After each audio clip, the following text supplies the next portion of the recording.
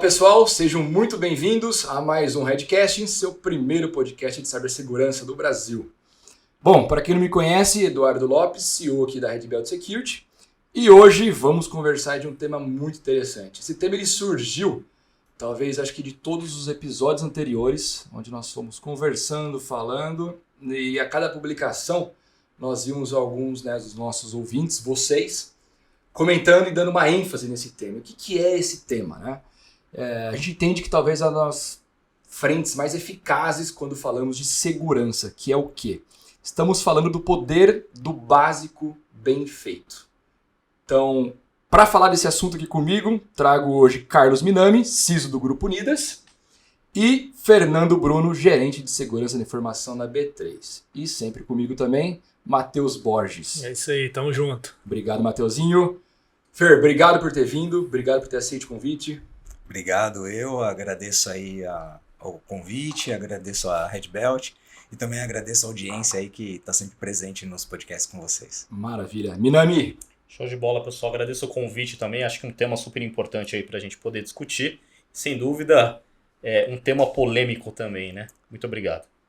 É bem polêmico, porque nós vamos falar aqui, nós vamos realmente falar do básico, né? Nós falamos às vezes de investimentos, da necessidade de investir aqui, investir ali, mas o que de fato é eficaz.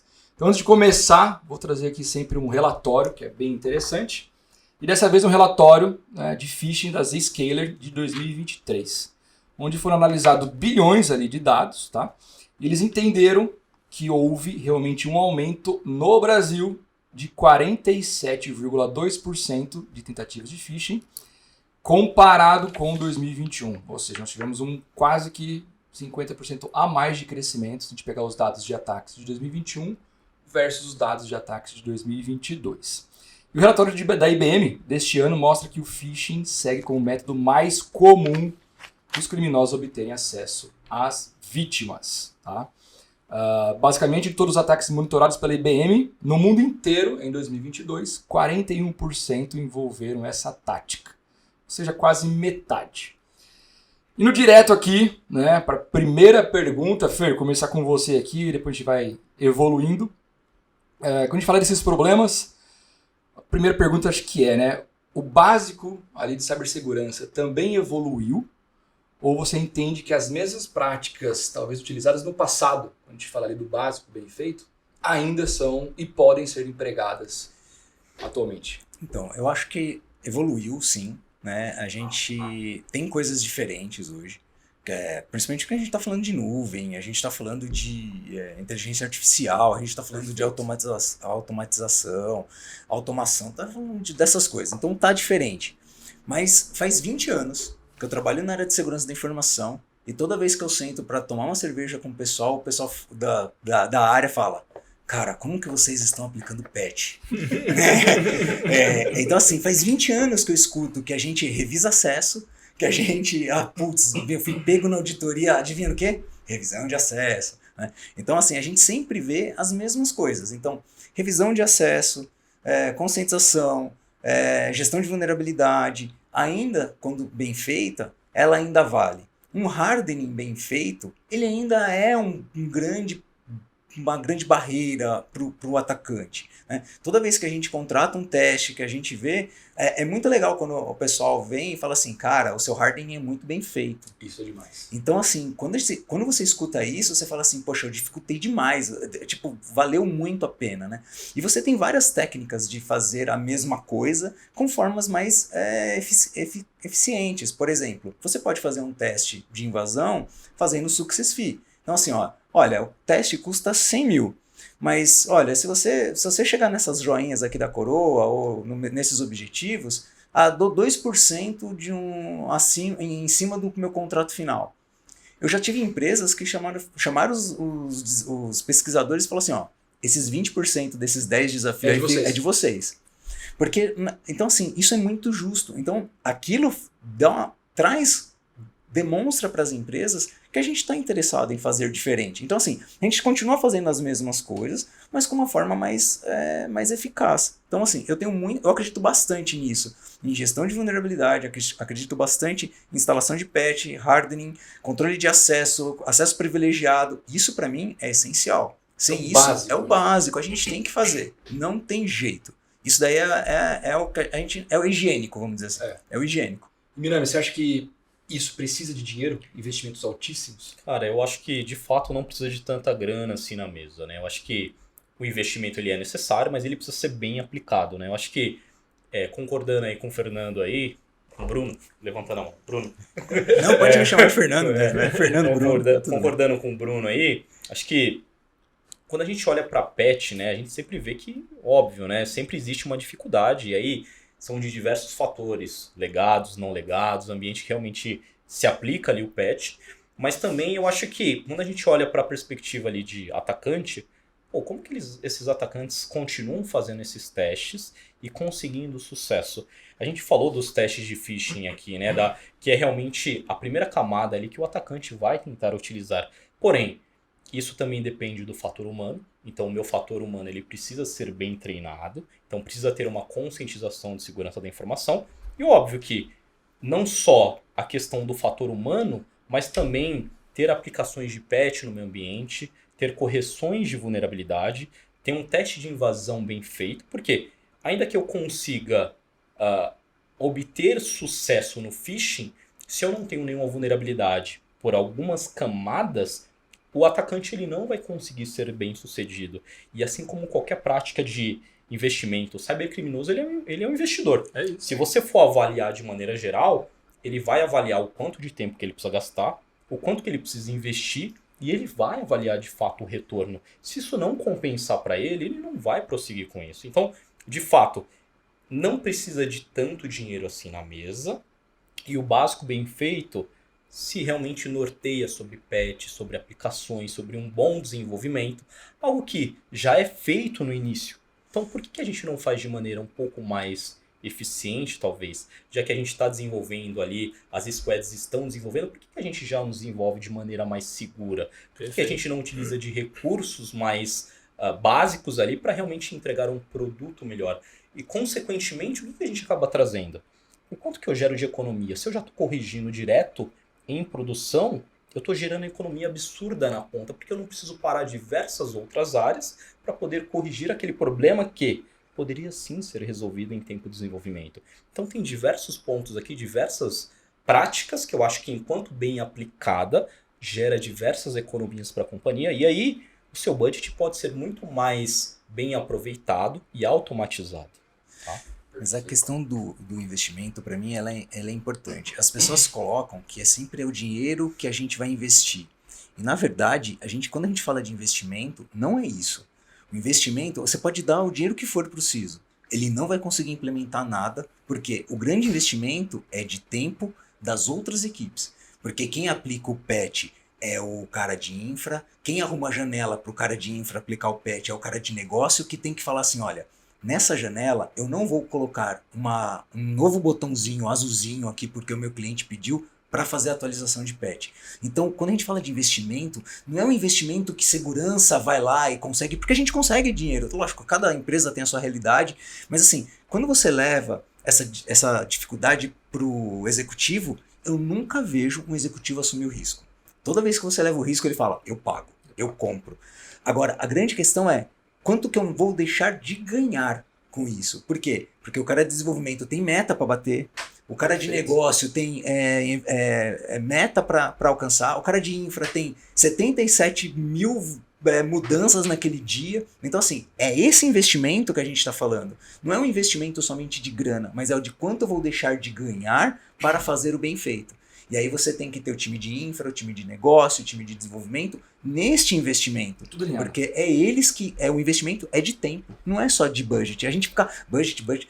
Lógico, as soluções são caras mesmo, porque a gente compra tudo em dólar. A gente aqui, a gente sabe disso.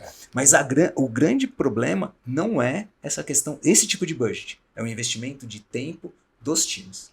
Eu acho que aí entra uma parte cultural muito forte também, né? Que é tempo, é dinheiro. Mas o papel do CISO é saber e conseguir influenciar essas outras pessoas todas que são pares dele e dividem um risco ou um problema que é garantir a segurança do negócio. Não é ele, o CISO, que vai fazer exatamente, mas ele tem o papel de influenciar, investir o dinheiro, investir o tempo, mas mostrar o risco que as outras áreas estão correndo, estão dividindo esse risco na empresa, que precisa ser ajustado, né? E até pegando um pouquinho o gancho, né? Na minha opinião, tudo depende de como você apresenta isso. Porque, de fato, quando você for lá pedir os dinheirinhos, os milhõezinhos, depende de que forma que você apresenta isso. Por exemplo, vamos pensar que eu preciso de uma verba específica para o time de Red Team, para fazer teste de invasão, para cuidar de gestão de vulnerabilidade. Mas, quando você começa a contabilizar isso de fato, o quanto que você teria que pagar para uma consultoria fazer, ou o quanto que te custaria se você tivesse um comprometimento, na verdade não é investimento. É um investimento. Não é uma grana que você vai utilizar do budget e esse dinheiro vai sumir. Mas sim, eu estou aplicando esse dinheiro para que, no fim, o resultado vai ser muito maior. Por exemplo, né, se você pegar alguns milhões, vou utilizar, sei lá, vou dar um exemplo, 2 milhões para Red Team. No fim, se você contabilizar isso, dos testes que você executou e do comprometimento que você encontrou, que poderia ser explorado, vezes multa de LGPD, vezes possíveis explorações, e fazer um ROI disso, no fim, é um belo investimento. Então depende de que forma que você apresenta isso. Isso vai para Red Team, isso vale para o Blue Team. Por exemplo, quantos ataques nós recebemos durante um mês? Bloqueando de fato. O quanto que isso de retorno de fato eu estou trazendo para o negócio?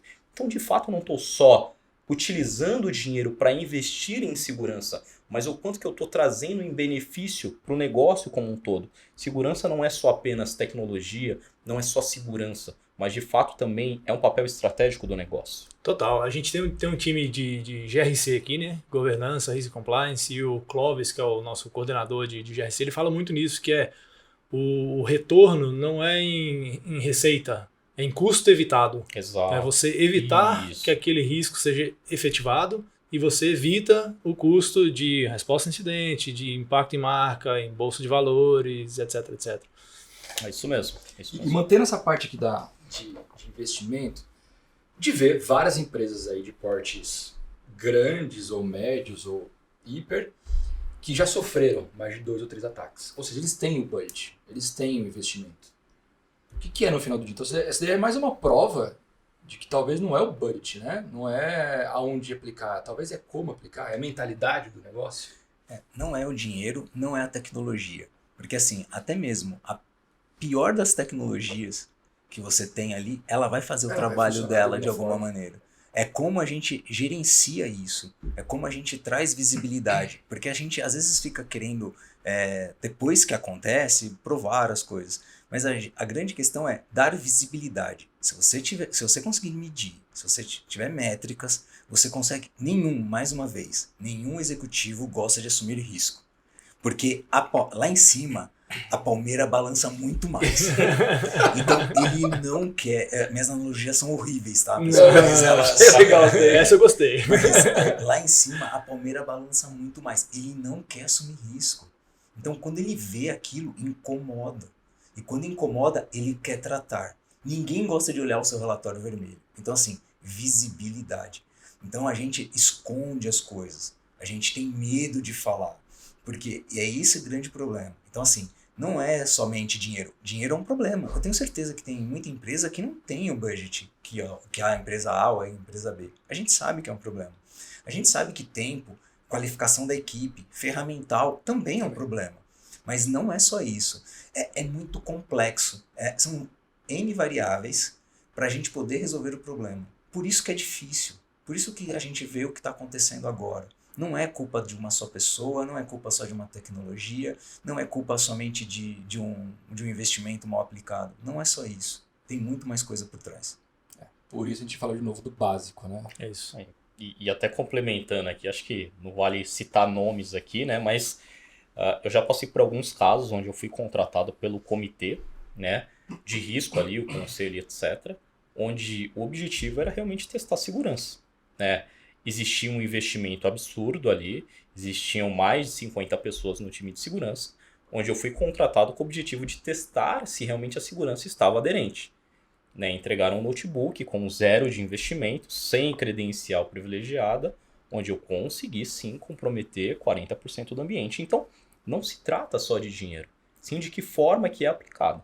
Né? Então, de fato, o básico ele precisa ser bem feito. E às vezes a gente está pensando em diversas tecnologias, né, XPTO, Zero Trust, inteligência artificial, e às vezes eu não estou olhando para o básico dentro de casa. E de fato, né, a gente costuma olhar para novas tendências, novas tecnologias, mas eu não vou olhar para isso se eu não estou fazendo o básico dentro de casa. É que olhar para as novas tecnologias é legal. É muito mais bacana. É muito mais sexy do que a gente ficar olhando pro hardening.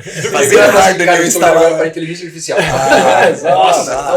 Eu faço o que hardening? Tipo, você fala até com vergonha, né? Hardening. Né? Tipo, então, assim, não dá. Identidade. FA. Então, assim, a gente não é sexy, né? Então, assim, a gente tem que valorizar essas questões, né? Então, é realmente isso que você trouxe, viu? Sim. Quer ver o que é menos sexy do que isso ainda? Vamos criar processos e políticas de segurança. Cara, todo mundo sai da mesa na hora, cara. Sai. Na hora. E a gente volta, tirando talvez mudando o viés de básico para ações de segurança, mas um básico para estratégias de segurança. Quando uma coisa que a gente fala que praticamente todo o Redcast é o tripé. Pessoas, processos e tecnologia. Para mim esse é o básico de quem quer criar uma política, uma estratégia de essas é olhar para essas três vertentes. Quando a gente fala de investir o dinheiro, suar do dinheirinho sabiamente, você comprar só tecnologia, você vai se ferrar. A gente estava falando aqui mais cedo sobre DevSecOps. Você comprar uma ferramenta de SAST, DAST, implementar e largar, não vai fazer efeito nenhum se você não tiver uma política correta, acompanhando e as pessoas que saibam usar aquilo e usar aquele insight que você tira da ferramenta. Cara, boa pegada. Eu tava aqui pensando que você estava falando também de outros básicos, né? O que eu tenho que fazer de básico bem feito? Que também não é sexy e na verdade é um porre. Olhar para fornecedores, olhar para terceiros. Quem em algum momento vocês ouvem falar disso? Tipo, agora eu estou analisando ou criando métricas de como que o terceiro irá conectar no meu ambiente.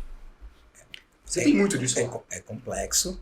E a gente, uma das coisas que eu vejo, isso daqui é um grande exemplo de erro, é um grande exemplo de investimento mal feito. Por quê? Você, como empresa que fornece serviço, você deve receber questionários das empresas. Bacen, vai de todos os lados. Aí, o pessoal repassa pra gente, tá?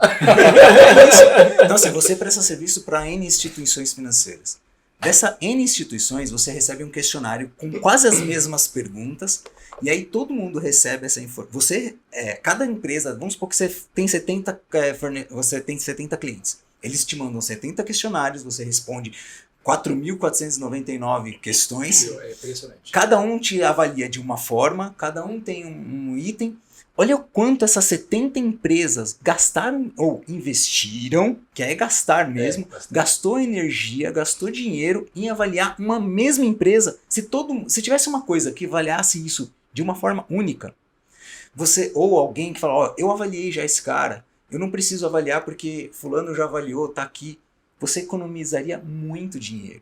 Então, assim, esse é um processo de que a gente tem uma grande oportunidade para quem conseguir capitalizar isso, que não é só uma questão de score de empresa, mas é uma questão de governança, de produto. Quando alguém conseguir trazer essa visão, ele vai economizar um dinheiro de todas essas empresas. Porque essas 70 empresas que avaliam, eu tenho lá 400, 500 fornecedores. Imagina, eu mando todo ano lá uma avaliação para ele. Eu gasto muita energia aqui.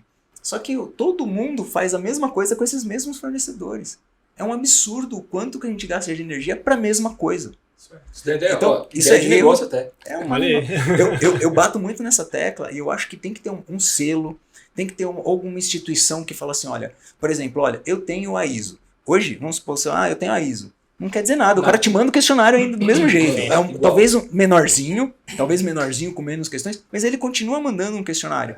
Então, assim, precisa ter um selo falando, essa empresa é autenticada pelo framework ou pela org X.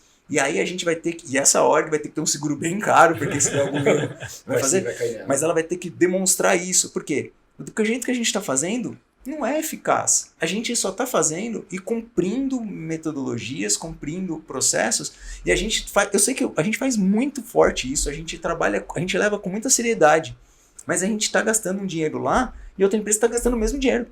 E aí isso aqui é investir errado. Total, porque assim, realmente, eu juro, e é sempre na mesma época, tá? Eles combinam. Porque geralmente eles combinam, vem do combinam. Bacen ou vem algo, ou é geralmente avaliação de auditoria, que é para bônus e tudo mais, é meio que ali no primeiro quarter. A hora que vem assim, tudo parecido. Então geralmente a gente pega a mais top, né, que a gente preenche, tira foto, faz tudo Igual. mais, e vai assim, cara, Ctrl+C, tem pergunta parecida? Tem. Usa mesmo. Sabe por que eu falo isso? Porque eu respondo também esses questionários. Muito, porque o mundo inteiro me manda questionário para avaliar. Então chega questionários da Suíça lá com 440 questões. Então assim, você fala, poxa, o cara tá me mandando, aí o cara dos Estados Unidos tá me mandando, do Brasil tá me mandando, porque a gente também é cliente e fornecedor, a gente tem uma dupla. Então assim, eu respondo cerca de 140 questionários por ano. Olha o gasto de energia. Se eu tivesse um selo, alguma coisa que falasse, ó, a partir desse selo, eu não preciso, eu economizaria dinheiro.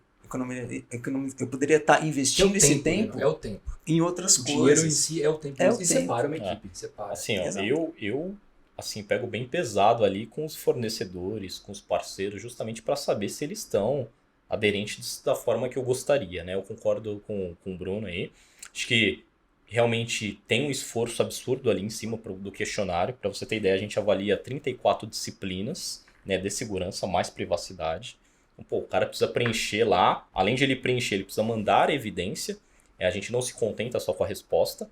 Então, e aí o que acontece? Eu acho que, pegando um pouco desse gancho, né, que o Bruno comentou, pô, eu acho que um selo seria ideal, mas aí eu acho que levanta algumas dúvidas aqui na minha cabeça. Por exemplo, pô, como que seria a integridade dessas informações? Como que eu saberia se realmente aquela resposta ali, ou aquele resultado, aquela avaliação, ela está realmente íntegra, de certa forma? Será que ela não foi manipulada? Porque, pelo menos assim, quando eu olho internamente, eu sei que eu avaliei e eu fui criterioso ao máximo ali. E aí, pegando que, assim, tem diversas startups no mercado, né? A gente sabe que tem diversas empresas nascendo todos os dias.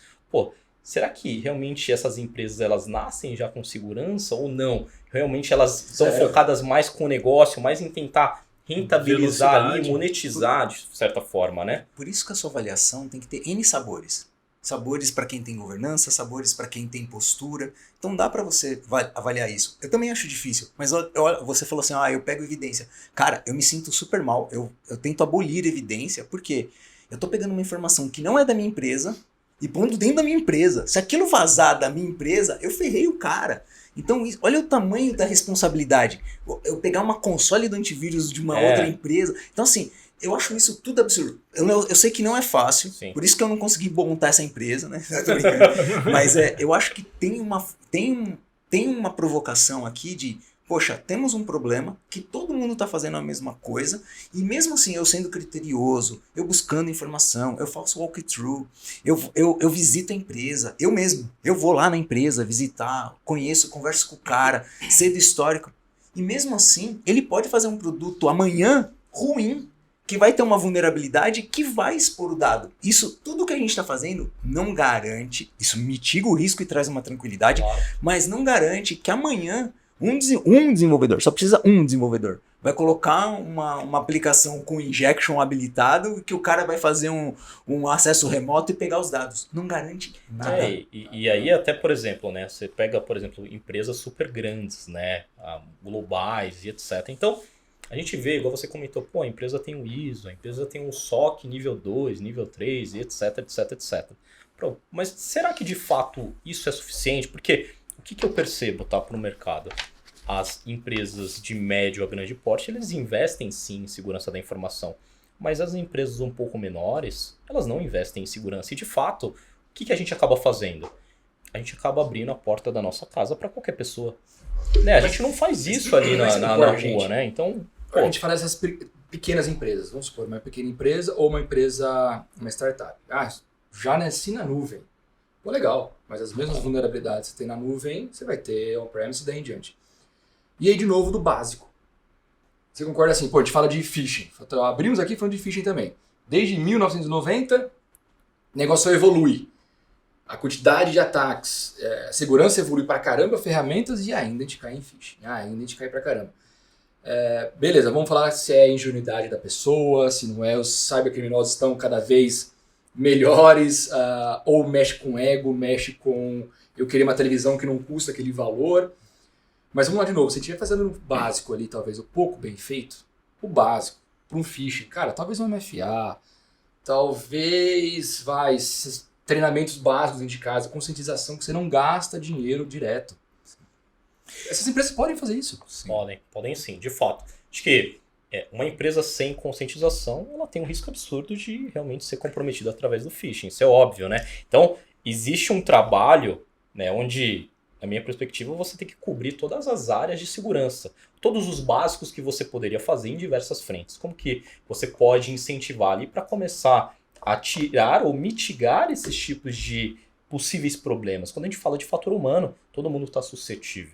Isso. O fator humano, ele gera curiosidade, né? Sim, o phishing, ele é muito eficaz porque ele é emocional. Total. Então, às vezes, eu trabalho com segurança há muito tempo. E aí, vou contar um caos aqui, né?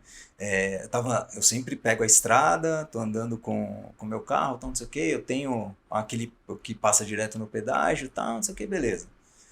E aí chegou uma multa para mim, um e-mail com uma multa, falando assim, você passou acima de 40 por hora no pedágio, tal, não sei o quê, e veio, eu falei assim, caramba, certeza que eu passei acima de 40, né? Eu tinha certeza, eu tava com pressa, tal, não sei o quê. Não foi 40 certinho, né? Eu passei ali, né? Eu falei, pô, mas não sabia que tinha multa. Aí eu falei, clica aqui, eu falei, pô, vou ver o dia e a hora, né? Na hora que eu fui clicar, eu falei, opa, mas de onde que falaram que estão multando agora? Teriam que avisar. Aí eu fui pesquisar. Era um phishing. Olha isso. Era um phishing. Então, assim, ele era totalmente emocional, né? O phishing, ele não é um problema de tecnologia. Já ia falar pra você pagar ali, né? É um problema que a gente tem que chamar neurocientistas. Porque tem gente, eu faço campanhas o tempo inteiro, e eu acredito que a gente joga como a gente treina. Então a gente tem que treinar pra gente jogar bem. Essa é uma máxima. Mas existem pessoas que falam assim, cara, eu não consigo, eu clico. Então, assim, tem uma questão que é treinamento e técnicas, tudo isso. Tem uma questão que é visceral, assim, tipo, a pessoa tá naquele momento ruim, tá naquele momento que aconteceu aquilo com ela e ela vai clicar. Então, é muito difícil. Você tem que trazer um neurocientista e falar assim, cara, como que eu mexo com essa questão? E eu sou contra já a conscientização. Eu acho que a gente tem que... não existe mais essa palavra, é cultura. E é diferente de conscientização. Vou trazer um exemplo, depois eu passo a palavra para você. Eu vou falar a diferença de cultura e conscientização que meu filho de 8 anos me ensinou. Eu estava no parque, num clube, vou ser bem rapidinho aqui, e a gente tomou um sorvete, e eu peguei o papel do meu sorvete, eu terminei, sou maior que ele, né? Então tomei mais rápido, né? E olhei em volta e não tinha lixo seletivo, naquele coleta seletiva, tinha um lixo normal. Eu fui lá, joguei o meu papel, continuei andando. E sentiu bem ainda, pô, joguei no lixo. Joguei no lixo, e eu tava andando. E meu filho terminou o sorvete e ficou segurando o papel. E eu percebi. E ele continuou andando, a gente andou uns 5 minutinhos, aí ele falou, papai, 1 minutinho. Ele atravessou a rua, que era um clube ali, e tinha um lixo de coleta seletiva. Ele jogou lá. Ali, eu entendi o que é a diferença de cultura e conscientização. Eu sabia o que eu tinha feito, mas se não tá na minha cara, eu não vou fazer. Quem tem a cultura, não importa. Ele vai esperar Não, fica tranquilo que eu também faria igual, tá? Eu sei, mas é isso, porque meu filho, ele já nasceu no mundo de coleta seletiva. Eu aprendi depois de adulto. Ele já sabe que na minha casa já é tudo assim. Na escola é tudo assim. Na empresa faz 5 anos que tiraram o lixo, aqueles lixinhos que ficavam no nosso pé, e colocaram o lixo comum. Então, assim, isso a linha é muito tênue entre conscientização e cultura. O que meu filho tem é cultura, o que eu tenho é conscientização. Eu sabia o que eu tinha que fazer, eu sei o que é certo. Se caísse na prova, eu tirava 10. Mas na prática, ele tirou 10, eu não. É outra coisa. Cultura é diferente de conscientização. Por isso que a gente tem que trabalhar para cultura. E é assim do dia para noite? Não. Eu sabia. Quantos anos a gente escuta falar de que é importante separar o lixo? Mas meu filho já nasceu sabendo. Que aula, hein, meu? Tá 8 anos, ele já vai ser executivo. Eu acho que assim como segurança, né, é um processo evolutivo, né? Não tem como você aplicar e falar, não, pô, eu vou sair de nível, sei lá, 40 de risco aqui, perante os meus colaboradores e parceiros, e vou chegar lá no nível 20 em 3 meses. É um processo que realmente leva um tempo, é a questão da cultura, realmente bater ali na tecla todo dia, forçar campanhas de phishing para que de fato isso comece a entrar cada vez mais e enraizar na cultura para que de fato ele preste atenção. Pô, acho que esse e-mail aqui, pô, tá faltando algumas siglas aqui no domínio que eu cuido. Pô, acho que não faz sentido. Então, E sabe qual que é uma grande questão? A gente quer que as pessoas tenham um comportamento na empresa diferente do que elas têm na casa. Esse é um grande erro. A gente falou de erros. Eu adoro falar de erros, porque é com o erro que eu aprendo. Então eu gosto de falar dos meus fracassos. E eu vejo isso muito. A gente chega na empresa e fala assim, olha, na sua empresa você tem que olhar o domínio, tal, não sei o quê. Mas o cara na casa dele, ele não tem um cofre de senhas. Minha filha com 12 anos, minha filha tem um cofre de senhas. Ela tem um cofre de senhas pessoal, porque ela já sabe disso. Eles avaliam a permissão do aplicativo com 8, com 12 anos. Pra ele me convencer de eu liberar o joguinho pra ele, ele fala assim, papai, esse aqui nem pega o carinha do lado, ó. Tá vendo? Esse aqui não pega meus contatos. Ele já sabe o que é. Então assim, a gente tá fazendo totalmente inverso. A gente tá treinando a pessoa no corporativo de um comportamento que ela não tem na casa dela. É lógico que ela vai falhar uma hora. Porque o comportamento tem que vir de casa para o trabalho. Você contrata a pessoa por esse tipo de comportamento. Quando você faz a entrevista, você não pega o comportamento corporativo. Você tá atrás daquele comportamento que não tá quando tem a câmera. Exatamente. É aquele comportamento que ele tá lá na... do cara para entender. É isso. E aí... O que você gosta de fazer, como você resolveu todos esses problemas. Exatamente. Então a gente exige que ele seja diferente na empresa do que ali na casa dele. Quando a gente tiver uma cultura, as crianças tiverem essa disciplina de... Eu sou da época da educação moral e cívica, né? Quando a gente tiver uma cultura de aula de segurança cibernética, de fazer tudo isso lá na base, que nem eu falei do coleta seletiva, você vai ter profissionais que vão chegar lá e vão dar aula de phishing. Aí a gente está aumentando o nível de dificuldade do atacante. Mas a gente quer que o cara que não tem cofre de senha, que anota a senha atrás do caderno na casa dele, que reproduz a mesma senha, que não habilita o segundo fator de autenticação, que passa fake news sem avaliar, vai no condomínio, grupo de condomínio, que delícia. E aí você fala para ele, ó, você tem todos esses comportamentos errados, mas quando você passar nessa porta aqui, agora você vai ter o comportamento certo. É o cara agora. É impossível isso. A gente está fazendo o movimento errado. E-mail corporativo, segundo fator de identificação. Você obriga o cara, instala o aplicativo. Aí você olha o WhatsApp dele, não tem, Instagram não tem, o e-mail pessoal, seja o Gmail, Hotmail, não tem. Isso é verdade. É isso. A gente está fazendo o caminho inverso. E eu falo, nós já fomos aqui diversas vezes convidados, somos pelos nossos clientes para fazer uma conscientização. Né? Vamos aqui fazer uma conscientização. E eu reparei que quando eu fazia, olhando para phishing, olhando para não sei o que lá, galera, assim, você percebia que depois de 7 minutos começava, 10, já perdi o interesse. A hora que você leva a mesma conscientização, só que para a vida pessoal, fala, não vou falar nada de corporativo. A galera já até presta um sorrisão aqui já, né? Falou, WhatsApp, sabe aqueles golpes de WhatsApp? Mostra, golpe. Não é para você se proteger, você tá protegido, mas ensina sua mãe, sua avó, sua tia, né, seu paquera, quem for. A pessoa falou, opa, tá me tornando melhor aqui, que mais? E você percebe que o cara fica olhando assim, e você ensinando. Não corporativo, mas o pessoal. É isso. A gente faz o caminho inverso. A gente quer que ele tenha um comportamento na empresa que ele não tem na casa dele. A gente tem que brigar para ele ter um comportamento na casa dele e esse comportamento refletir também na empresa.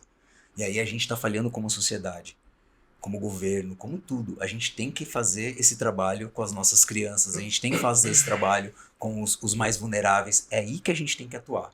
Porque é esse cara que vai entrar no mercado de trabalho. Vai. E aí a gente tá pegando um cara e potencializando ele, colocando ele ali no nosso trabalho. E a gente quer que ele mude o comportamento. E aí, por mais consciência que ele tenha, e ele é consciente sobre aquilo, ele não tem a cultura. E aí uma hora ele vai cair na falha. Porque eu acredito que o ser humano, ele é o elo, eu odeio quando as pessoas falam, o elo mais fraco. Ele é o elo mais importante. Quando alguém olha pra você e fala assim, e aí seu fraco, você gosta? Pô, a gente fala isso toda hora, eu vejo meus colegas falando, não, é o elo mais fraco. Não, é o elo mais importante. O elo mais fraco é pejorativo. O elo mais importante. O ser humano, quando tudo falhar, quando a tecnologia falhar, quando o processo falhar, eu ainda acredito que vai ter um humano que vai tomar a decisão correta. Caso do Boechat. Caiu o helicóptero, Certo. tava lá, tinha um monte de gente filmando aquilo. Teve uma mulher que foi lá, abriu a porta. Tinha um monte de gente que falhou, o processo falhou, tudo falhou. Mas O cara que aquela socorreu mulher, lá o Camineva. mas aquela mulher fez a diferença. E é um ser humano. E você chama aquilo de fraco, ela é o mais importante. Então, quando a tecnologia falhar, quando o processo falhar, eu ainda acredito que vai ter um ser humano que vai fazer a coisa certa. Por isso que eu acredito no ser humano. Porra.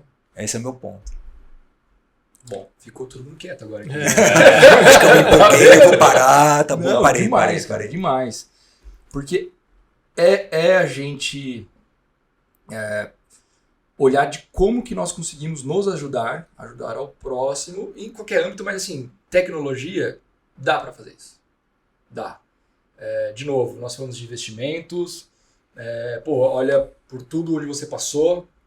Bruno, você também, né, lugares fantásticos onde vocês estão hoje, e parece que é o básico, né? Assim, vocês nem conseguem mais falar de gestão de ativos, de hardening, de acessos MFA, já foi essa época.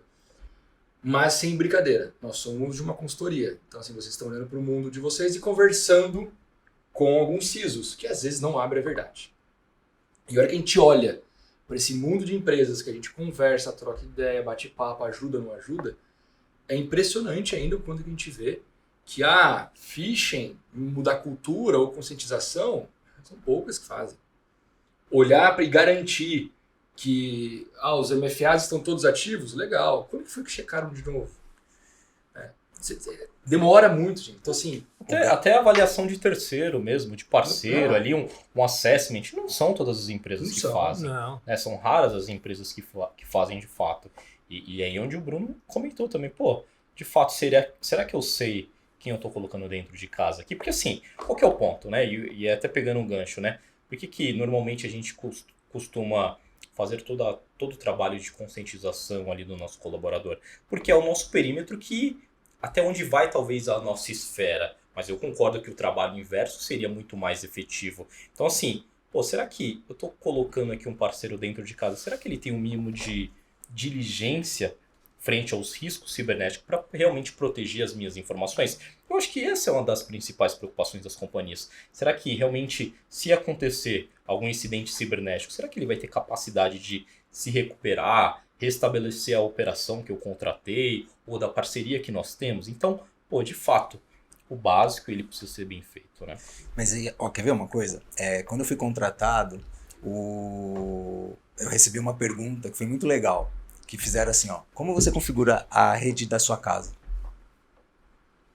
A internet da sua casa. E hoje eu faço essa pergunta para todo mundo que eu entrevistei, porque ali fala para mim se o cara é de cyber ou não. Porque quando o cara fala assim, eu uso do vizinho, hackeio do vizinho. Essa é ótima, essa é right bem, né? Mas assim, quando o cara fala que tem uma rede de visitante, que ele libera a senha, que ele controla o dispositivo, que ele não sei o que. Cara, eu falo pra você, de 10 que você entrevista, 5 fala, não, do jeito que veio, você viu aqui, dá claro lá, tal, não sei o que. Com a mesma senha de sempre. Nem assim ele trocou. Os caras da Clara Senha, ele não tinha dor para dar suporte. Então, assim, sabe aquele suporte técnico, tá lá no contact center? Exatamente. Então, assim, você tem essa questão que aí você vê como a gente não faz isso na nossa casa. Então, assim, na época da pandemia eu arrumei muita discussão no meu condomínio. Eu acho que eu sou odiado no condomínio. Eu tinha que transcender do corporativo, né, pro pessoal, porque a pessoa mandava mensagem e eu falava, é fake. Fato ou fake, boatos.org, procura, não sei o que. Olha isso, olha, essa informação que você está falando não é assim que configura. Olha aqui, aqui está no site da polícia, assim que configura o 2FA, tal, não sei o que. Não sou eu que estou falando, aqui está o site. Então, assim, você vira o chato, né? E aí você não quer mais gastar essa energia. E aí é o que eu falo, não, eu quero gastar. Eu vou nas escolas, eu vou nas palestras, eu ajudo a comunidade, eu discuto no condomínio, eu tenho que levantar essa bandeira, né? E eu acho que isso aqui que você está fazendo, que vocês estão dando, isso é levantar a bandeira. Porque eu lembro que no passado uma pessoa falou para mim, a gente fazia teatro, e ele falou assim, se bater palma, você ganhou, cara. Você ganhou, você precisa. Então aqui, se a gente mudar a concepção de uma pessoa que está ouvindo a gente, falar assim, poxa, essa audiência incrível que vocês têm aqui, falar assim, poxa, eu vou fazer diferente. Isso tocou.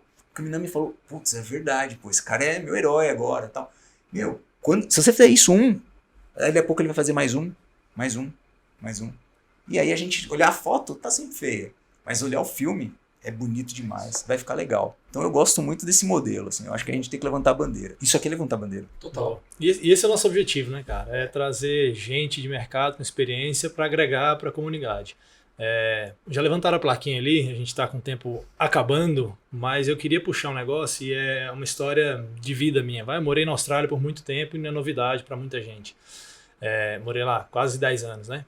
Em 2010, o Ministério da Defesa da Austrália criou um top 35 estratégias para mitigar riscos de segurança. 35, 2010. 2012, deram um tapa, deram uma melhorada, revisitaram. 2017, reduziram de top 35 para o que eles chamam de Essential 8. Então, são 8 estratégias de segurança. E eu estava com ele aberto aqui, meu celular já fechou, vou abrir de novo. Porque a gente discutiu vários dos pontos. E, cara, se a Austrália, que tem parceria com os Estados Unidos, Inglaterra, Nova Zelândia, são os que eles chamam de 5 olhos, né, os Five Eyes, chegaram a esse modelo, para mim é o básico do básico, a gente deveria pelo menos compartilhar com a turma, tá? Eu não vou compartilhar tudo, não, porque a gente já falou a maioria, mas alguns deles... mas repete eles para... Tá, primeiro é Application Whitelisting, então fazer uma whitelisting naquilo que você conhece, então essa aplicação está conectando ao meu servidor, eu conheço ela, eu libero, se eu não conheço, tá fora. Número 2, patching de application. Número 3, configuração de macro. E aí ele está falando de Word, arquivos em Word. A gente deveria bloquear os macros de Word. Tá? Esse é o número 3. Número 4, hardening. Número 5, que a gente não tocou aqui, é restringir privilégios de admin. Nossa, essencial. Quem que tem acesso às joias da coroa? E desculpa, só pegando esse ponto seu. A gente vê muitas empresas que enfim, do administrador ali, ou do cara de TI, ou cara do Service Desk, e daí em diante. Admin usa o mesmo usuário para gerenciar, para acessar e para ler e-mail, parece. Né? Então, assim, ele se torna administrador dando privilégio para o mesmo usuário dele, em vez de criar um usuário terceiro e daí em diante. Faz de tudo com... É impressionante que você vê isso aí. Bom, vamos lá. Número 6, patching de sistemas operacionais. Está dentro de patching. Número 7, autenticação de multifator. E número 8, a gente bate nessa tecla aqui muito, Edu adora esse, que é backup diário. Então é a 8ª estratégia do Ministério da Defesa da Austrália para mitigação de cyber risks. Tá mais claro do que isso? Acho que não, né? E fazer só isso aí já é uma vida. O básico. É uma vida. E exige tempo, pessoas e assim, conhecimento. Cultura, né? E quando a gente fala de acessos, né, acessos administrativos, acessos de maneira geral, quem aqui que faz revisão de 3 em 3 meses? Como que funciona o processo? Dependendo do tamanho da companhia, você vai levar um ano inteiro para poder fazer tudo isso, entendeu? Então, quem saiu da companhia, como que a gente está diligente ali do nosso parceiro que tem uma credencial, uma credencial de um serviço específico, como que a gente faz toda essa revisão? E a gente vê que esses pontos que você comentou, realmente, de fato, é aplicado para a vida real, no corporativo, no pessoal e etc. É isso. A gente tem que... Mas eu concordo com tudo isso que você falou e a gente tem que só colocar uma ponderação. A empresa é uma entidade. Ela é um ser vivo, ela tem alma. As empresas, você sabe, a alma da empresa. Vocês empreendem... A nossa menina aqui está com 13 anos. Olha lá. Ela tem alma e tal. E isso é super importante, porque a partir do momento que a gente entende isso, a gente consegue entender que tem uma evolução. E não adianta a gente querer que uma menina de 2 anos, 3 anos, 5 anos tenha uma maturidade igual a uma de 40, 50 anos. A gente tem que parar de fazer julgamentos. A gente tem que respeitar a maturidade de cada empresa. Cada empresa tem uma alma. Cada empresa é uma entidade. A gente tem que respeitar isso. Então a gente tem que parar de julgar, a gente tem que parar de apontar o dedo, e a gente tem que começar a falar, vem, vem com a gente, vamos fazer diferente, me ajuda, porque a gente pode muito como entidades fazer a diferença para uma sociedade. Né? Então a gente tem que ter muito respeito, acho que a palavra é Não, e fantástica. eu acho que assim, né, pessoal, sendo bem sincero e bem transparente, ninguém é perfeito. Né? Todo mundo tem o quintal, às vezes, um pouquinho feio ali, todo mundo sabe o que precisa fazer. Né? Ninguém tá 100% seguro. Isso não existe. Pô, realmente todo mundo está suscetível a realmente ser comprometido, a ter um vazamento de informação, porque isso norteia por diversas disciplinas no ambiente. Não é tão fácil e nem é tão simples. Não existe bala de prata para Exato. segurança. Empatia, gente. Acabou. Tem que ter empatia, Exatamente. compartilhar dados, entender o que está acontecendo. É normal e olhar para o próximo e falar assim, calma aí, o que você estava fazendo, como eu posso ajudar? E aquilo, nós como até consultoria, a hora que a gente vê alguns ataques, algumas coisas, a gente não quer ser aquela consultoria que bateu na porta para tentar vender algo. Olha, você conhece o rapaz ali? Eu conheço. Avisa que nós estamos à disposição. É isso o recado. Não é nós batendo na porta, para não. Assim, avisa, já tem 10 empresas lá batendo na porta. Avisa que nós passamos isso diariamente como empresa e que nós podemos ajudar de alguma forma, sem valores, sem nada, vamos entender o que está acontecendo. Sim, eu acho que enquanto segurança a gente também precisa evoluir. Um dos pontos que eu pego bastante assim, os atacantes eles se ajudam muito. Uma vez que alguém descobre uma vulnerabilidade em alguma companhia, ele replica esse conhecimento para que os próximos atacantes também consigam fazer o ataque. Agora nós, enquanto segurança, a gente não é tão unido assim. Por quê? Uma vez que uma empresa ela é comprometida, não é aberto ali de fato, e óbvio, né? Existe questão de governança, compliance, jurídico, etc. Mas o quanto que eu poderia talvez abrir para ajudar o meu amigo, meu colega, meu CISO, gerente, etc., para que ele também se prevenisse ali e realmente ele não passasse pelos mesmos desafios que talvez determinadas empresas passaram. Então, à medida que a gente começar a mudar essa cultura, esse medo, ou esse ego, talvez, de fato a gente vai começar a evoluir muito. De novo a palavra cultura. Senhores, passamos dos 45 minutos. Tava me olhando bravo ali já, pessoal. Então, geralmente a gente faz ali nos 40, 43. Falei, né? O papo ia voar. Tempo, então, nem se vê. Papo gostoso e aquilo de novo. Passando conteúdo. A ideia é compartilhar com vocês que estão nos assistindo. Obrigado novamente. E a ideia é, de fato, falar de como que vocês fazendo o básico podem se ajudar o próximo e garantir pelo menos ali uma noite de sono mais tranquila. De novo, Brunão, obrigado. Obrigado pelo seu tempo. Obrigado por ter vindo. Minami, bom demais. Te agradeço, ótimo. Acho que muito bom aqui compartilhar, poder bater esse papo legal. De fato, né? Quanto mais a gente conseguir alcançar, propagar conhecimento, de fato os novos jovens aí vão estar cada vez mais pesquisando sobre o assunto. Muito bom. Exato. Mateuzinho, gostei desse daí, viu, cara? Gostou, cara? Você tá bonito de rosa, gostei. Ah, garoto, vamos que vamos. Vamos que vamos. E você que não está assistindo, caso, uma dica bem rápida, tá? Não sei por onde começar, como começar. Acho que você pode dividir o básico, talvez, por 2 grandes pilares, né? O básico interno e o básico externo. O que é o externo? Bom, imagina alguém acessando sua casa de dentro para fora. O que você poderia fazer? São acessos, são segundo fator de autenticação, o que está exposto, baita formação. Interno é hardening, é gestão de patching, é updates, Backup. mesma coisa, e o backup. Né? Então, assim, são coisinhas básicas que você olhando, dividindo nesses 2 grandes pilares, vai ter um norte de onde começar. De novo, agradeço muito a participação de vocês, agradeço vocês que estão nos assistindo. De novo, isso é feito para vocês, é conteúdo. Caso queiram ver outros episódios, lá no site da Red Belt temos todos lá. E obrigado novamente. Redcast.